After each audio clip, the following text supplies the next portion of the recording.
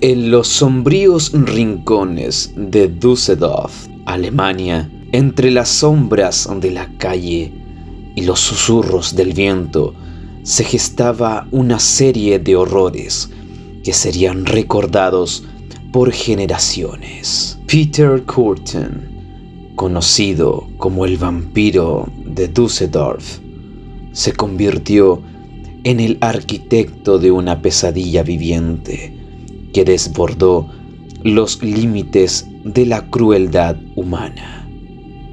Este hombre, cuya existencia parecía una sombra en la noche, se deleitaba en el sufrimiento ajeno y transformaba el acto de matar en un ritual macabro. Peter Kürten nació el 26 de mayo de 1883 en Kolmundheim, un suburbio de Colonia, en un entorno de extrema pobreza. Su padre, el mayor de 13 hermanos, era un alcohólico con tendencias sádicas que maltrataba a su mujer y a sus hijos en el apartamento de una sola habitación que compartían durante toda su infancia. Este sometimiento diario a la violencia sexual debió de influir enormemente en el niño, que a los 9 años entabló una relación enfermiza con un perrero que vivía en el mismo edificio. Con este animal se introdujo en la práctica de la zoofilia, que practicaba inicialmente con perros.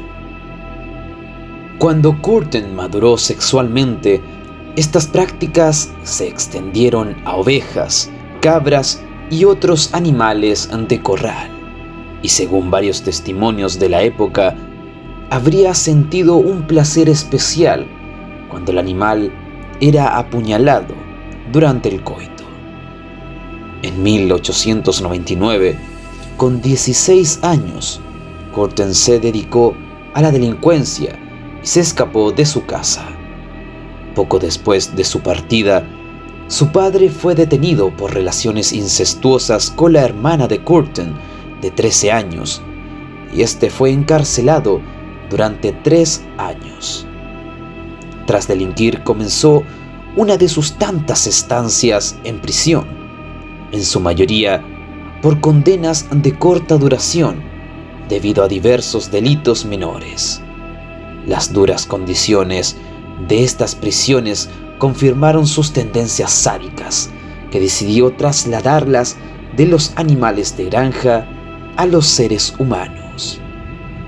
Con cada sentencia en la cárcel, la rabia de Kürten contra la sociedad y su capacidad de depravación aumentaron. En esa espiral de violencia, descubrió una fascinación por los actos sexuales brutales durante el aislamiento, lo que aumentó sus fantasías. Lo que distinguía a Kürten de otros asesinos de su tiempo era su mórbido ritual de beber la sangre de sus víctimas. Este acto caníbal no solo le proporcionó el apodo de vampiro de Düsseldorf, sino que también reveló la profundidad de su depravación.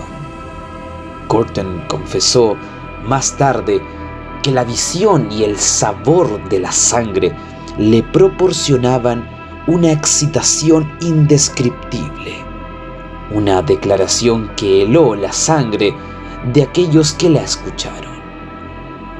En mayo de 1913, no mucho después de haber salido de la cárcel, Kürten merodeaba por las calles de Colonia, en el sur alemán, en busca de algún lugar para robar. En una posada de la Wolfstrasse, encontró a una joven dormida en su cama. Cuando a la mañana siguiente se encontró el cadáver de Christine Klein, de 10 años, las sospechas recayeron sobre su tío. El hombre fue acusado de asesinato, pero fue absuelto por un jurado que decidió que no había pruebas suficientes. La identidad del asesino de Christine no se aclararía hasta mucho tiempo después.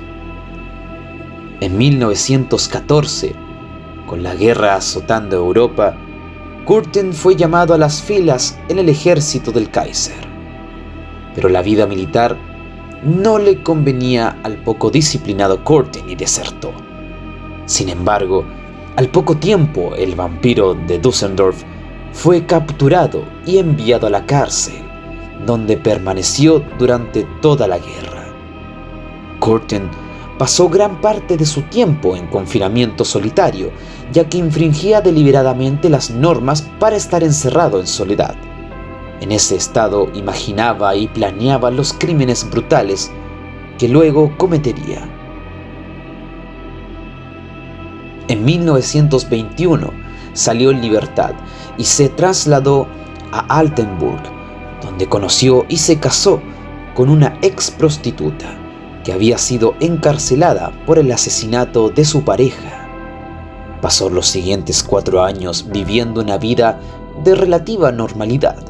Encontró trabajo y tuvo una actividad sindical como metalúrgico. Esa calma no duró demasiado. Kürten disfrutaba la atención de la prensa.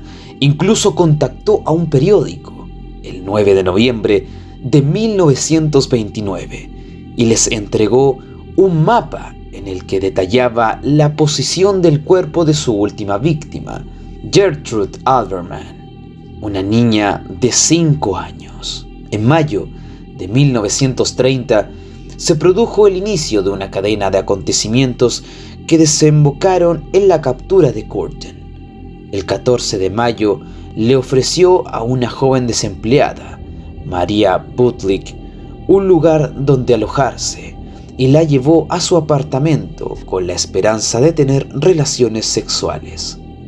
Cuando ella se negó, accedió a buscarle otro lugar donde alojarse, pero al devolverla a la estación de tren, la llevó a un bosque cercano, donde la violó y luego la dejó marchar. Avergonzada, no tenía intención de acudir a la policía, pero una carta que le escribió a una amiga contando detalles del ataque terminó, por error del correo, en otra dirección. El destinatario equivocado que recibió el texto se horrorizó y llamó a la policía, la cual localizó a Butlik y la convenció de que presentara cargos contra Kürten. La víctima recordaba claramente el apartamento de Kürten y volvió allí con la policía el 21 de mayo de 1930, donde Kürten la vio y emprendió una rápida fuga, pero fue atrapado al poco tiempo. El 24 de mayo de 1930, Peter Kürten fue arrestado y durante su juicio confesó con una frialdad escalofriante los detalles de sus crímenes. Fue condenado a muerte y guillotinado el 2 de julio de 1931. Sus últimas palabras fueron un reflejo de su alma perturbada. Díganme, después de que mi cabeza haya sido cortada, ¿seguiré escuchando al menos por un momento el sonido de mi propia sangre goteando del patíbulo? Eso sería el placer más agudo para acabar con todos los que he conocido.